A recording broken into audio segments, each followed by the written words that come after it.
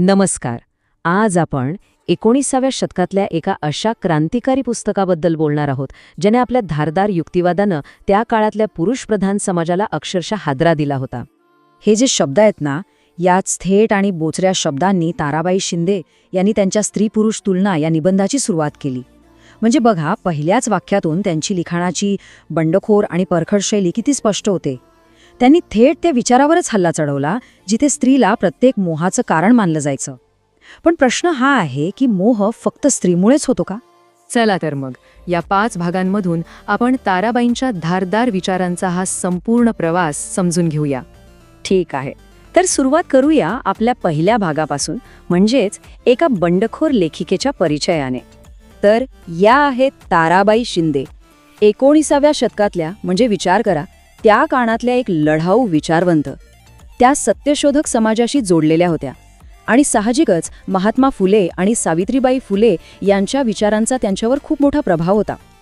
आणि त्यांचं हे जे पुस्तक आहे ना, स्त्री पुरुष तुलना, हे भारतातल्या पहिल्या काही आधुनिक स्त्रीवादी ग्रंथांपैकी एक मानलं जातं.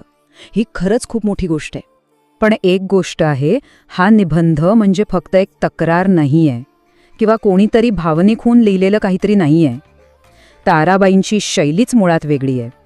त्या इतक्या हुशारीने, इतक्या उपरोधिकपणे आणि तर्काचा वापर करून स्त्रियांसाठी बनवलेल्या नियमांमधला अन्याय आणि पोकळपणा समोर आणतात.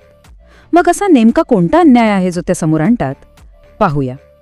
आता वळूया दुसऱ्या भागाकडे, आणि हा खरं तर त्यांच्या लिखाणाचा गाभा आहे. प्रश्न आहे, देव नक्की कोणाच्या बाजूने आहे? ताराबाई एक अगदी मुळावर घाव घालणारा प्रश्न विचारतात. त्या म्हणतात की हे जे काही नियम आहेत स्त्रियांसाठीचे, मग ते धार्मिक असोत की सामाजिक, हे खरंच देवाने बनवलेत की पुरुषांनी आपल्या सोयीसाठी स्त्रियांना नियंत्रणात ठेवण्यासाठी देवाचं नाव पुढे करून हे सगळं रचले? आणि हाच त्यांच्या युक्तिवादाचा केंद्रबिंदू आहे.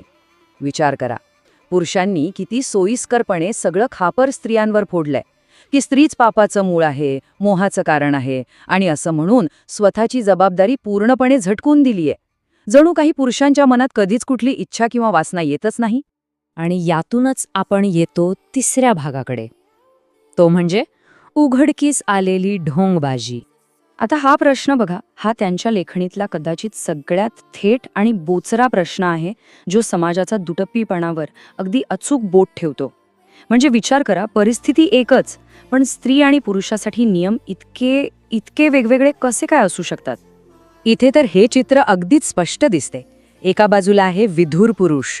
समाज त्याला काय म्हणतो? अरे करून घे दुसरं लग्न, हे तर व्यावहारिक आहे. आणि दुसऱ्या बाजूला आहे विधवा स्त्री. तिच्याकडून काय अपेक्षा?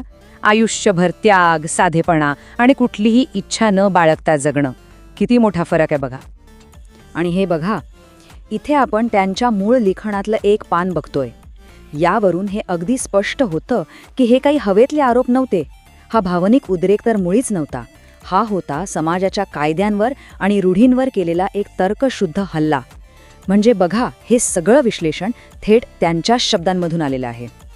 आता आपण चौथ्या भागाकडे जाऊया, जो सुद्धा तितकाच महत्वाचा आहे. चांगली स्त्री म्हणजे नक्की कोण? पुरुषप्रधान समाजात चांगली किंवा सद्गुणी स्त्रीची एक ठरलेली चौकट आहे, नाही का? ती नम्र असावी, आज्ञाधारक असावी, पतिनिष्ठ असावी, आणि पुरुष जाहीरपणे याच गुणांचं कौतुकही करतात. पण इथेच ताराबाई तो कळीचा मुद्दा विचारतात की पुरुषांना खरंच खऱ्या आयुष्यात अशीच पत्नी हवी असते का? कारण त्या थेट लिहितात की पुरुष जे बोलतात आणि त्यांना जे हवं असतं, यात खूप मोठं अंतर आहे. म्हणजे जाहीरपणे एका गोष्टीची स्तुती करायची आणि खाजगी आयुष्यात मात्र त्याच्या अगदी उलट वागायचं. हाच तर तो दुटप्पीपणा आहे, ज्यावर त्या अगदी अचूक बोट ठेवतात. आणि याच्या उलट काय होतं, जर एखादी स्त्री हुशार असेल, धाडसी असेल किंवा आपलं मत ठामपणे मांडत असेल, तर तिला लगेच उद्धट किंवा घमेंडी असं लेबल लावून कमी लेखलं जातं. म्हणजे चांगली स्त्री ही जी व्याख्या आहे ना, ते खरं तर स्त्रियांना नियंत्रणात ठेवण्याचं एक साधनच आहे. एक अशी चौकट जी आजही कुठल्या ना कुठल्या रूपात आपल्याला दिसतेच. आणि म्हणूनच त्यांचे विचार इतके महत्वाचे आहेत. ते आजही आपल्याला आरसा दाखवतात. चला तर वळूया आपल्या शेवटच्या भागाकडे, आजही गुंजणारे प्रश्न. जवळपास 150 वर्ष होत आली आहेत, पण तरीही स्त्री पुरुष तुलना या पुस्तकाचं महत्त्व अजिबात कमी झालेलं नाहीये. उलट सामाजिक सुधारणा आणि स्त्रीवादी साहित्याच्या इतिहासात या पुस्तकाचं स्थान अढळ आहे, अगदी आधारस्तंभासारखं. आणि या पुस्तकाची खरी ताकद काय आहे माहितीये? ती फक्त तक्रार करण्यात नाहीये, तर समाजाने जे काही नियम गृहीत धरलेत ना, त्या प्रत्येक नियमावर का असा प्रश्न विचारण्यात आहे. स्त्री आणि पुरुषांसाठी नैतिकतेचा तराजू समान का नसावा, ही जी त्यांची मागणी होती, ती आजही तितकीच किंबहुना जास्तच प्रखर वाटते. तर मग याचा शेवट आपण ताराबाईंच्याच एका धारदार प्रश्नाने करूया. विचार करा, जर पुरुष व्यभिचारी असेल तर त्याला जबाबदार कोण धरतं? पण जर स्त्रीने तेच केलं तर तिचं संपूर्ण आयुष्य का उद्ध्वस्त होतं? हा प्रश्न हा 19व्या शतकात जेवढा महत्त्वाचा होता ना, तेवढाच किंबहुना त्याहून जास्त तो आजही आपल्या समाजाला विचार करायला भाग पाडतो.